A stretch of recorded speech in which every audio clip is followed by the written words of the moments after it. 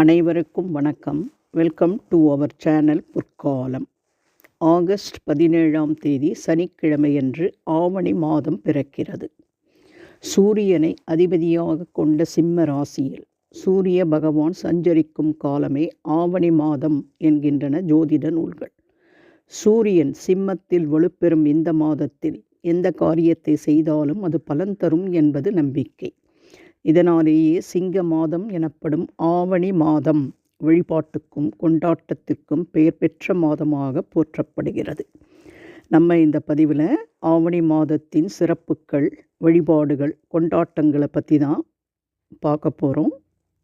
இந்த பதிவை பார்க்குறதுக்கு முன்னாடி இதுவரைக்கும் எங்கள் சேனலை சப்ஸ்கிரைப் செய்யாதவர்கள் சப்ஸ்கிரைப் செய்யுமாறு அன்போடு கேட்டுக்கொள்கிறேன். வாங்க நம்ம வீடியோக்குள்ளே போகலாம். சிங்கத்திற்கு இணையான மாதமும் இல்லை, சிவனுக்கு இணையான இறைவனும் இல்லை என்கிறார் அகத்திய மாமுனி. தமிழ் மாதங்களில் ஆவணி மாதம் 5ஆம் மாதமாக வருகிறது.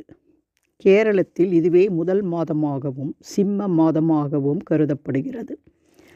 சிரவண நட்சத்திரம் என்று வடமொழியில் அழைக்கப்படும் திருவோணத்தில் பௌர்ணமி நாள் வருவதால் இது சிரவண மாதம் என்று சிறப்பிக்கப்படுகிறது.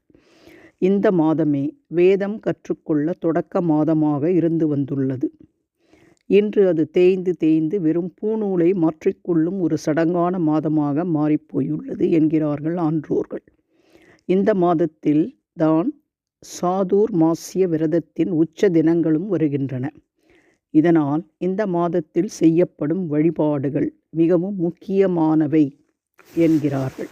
பார்க்கடலை அசுரர்களும் தேவர்களும் இணைந்து கடைய அழுத்தம் தாளாத வாசுகி பாம்பு ஆலகாலம் என்னும் கொடிய நஞ்சை கக்கி விடுகிறது. இதனால் சகல தேவர்களும் அஞ்சி ஓட தியாகத் திருவுருவான ஈசன் அந்த விஷத்தை தாம் ஏற்றுக்கொண்டு சகல லோகங்களையும் காப்பாற்றுகிறார். ஈசனுக்கு எந்த ஆபத்தும் வராமல் இருக்க சக்தி தேவி தொண்டையை பற்றி கொண்டு அவரை நீலகண்டன் என்றாக்குகிறார். அவர் உடல் உஷ்ணத்தால் மாறிவிடாது இருக்க தேவர்கள் அவருக்கு கங்கையால் அபிஷேகம் செய்து தலையிலேயே கங்கை மற்றும் சந்திரனை அமர வைத்து குளிர்ச்சியை உருவாக்குகிறார்கள்.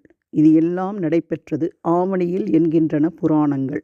இதனால் ஆவணி என்பது துன்பங்கள் நீங்கும் மாதம் என்றும் இது ஈசனுக்கு உரிய மாதம் என்றும் சொல்வார்கள். ஆடி மாதம் போய் ஆவணி வந்தால் 1000 நன்மைகள் தேடி வரும் என்பார்கள். ஆவணியில் அத்தனை நாட்களும் மங்கள நாட்களே என்பது ஆன்றோர் வாக்கு. பெருமை மிக்க இந்த மாதத்தில்தான் கணநாதர் கண்ணபிரான் திரு அவதாரங்கள் நடைபெற்றன.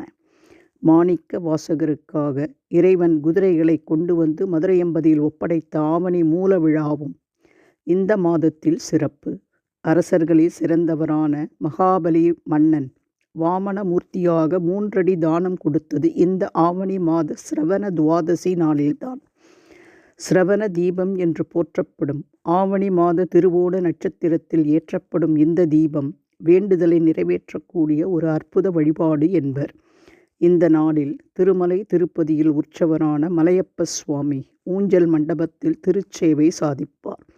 அப்போது அங்கே 1008 திரிகளை கொண்ட நெய் விளக்கு ஏற்றப்பட்டு அந்த பகுதியே ஒளி வெள்ளத்தில் மிதக்கும். இது சகஸ்ர தீபாலங்கார சேவை என்பர். ஆவணி மூலம், ஆவணி ஞாயிறு, ஆவணி அவிட்டம், புத்திரதா ஏகாதசி, காமிகா ஏகாதசி, வரலட்சுமி விரதம் உள்ளிட்ட பல விரத நாட்களும் இந்த மாதத்தில் வருகின்றன. மேலும் ஆவணி மாத செவ்வாய், வெள்ளி மற்றும் சனிக்கிழமைகளும் விரத முக்கியத்துவம் வாய்ந்த நாள்கள் என்கிறார்கள். புதிதாக திருமணமான பெண்கள் மாங்கல்ய பலம் பெற ஆவணி மாத செவ்வாய் மற்றும் வெள்ளிக்கிழமைகளில் மங்கள கௌரி விரதம் அனுஷ்டிப்பார்கள். அதேபோல் ஆண்களும் தங்கள் விருப்பங்கள் நிறைவேற ஆவணி சனிக்கிழமைகளில் பெருமாளுக்கான நோன்பை கடைபிடிப்பார்கள். ஆவணி சோமவார விரதமும் முக்கியமானது. ஆவணி மாதம் சிவபெருமானை வழிபடுவதற்கு ஏற்ற மாதம் என்பதால் திங்களும் வியாழனும் சைவர்களுக்கு இன்றியமையாத நாட்களாகும். ஆவணி மாத ஞாயிற்றுக்கிழமை சூரிய வழிபாட்டுக்கு ஏற்ற நாள். அதேபோல் அன்றிலிருந்து சூரிய நமஸ்கார வழிபாட்டை தொடருவதும் நல்லது. விழாக்களுக்கும் விரதங்களுக்கும் மட்டுமல்லாமல் இந்த மாதத்தில் பல ஆன்றோர்களும் அடியோர்களும் தோன்றியுள்ளனர். இளையான்குடி மாறநாயனார், குலச்சிறை நாயனார், திருநீலகண்ட நாயனார், அதிபத்த நாயனார் போன்றோரின் குரு பூஜை வருவதும் இந்த மாதத்தில்தான்.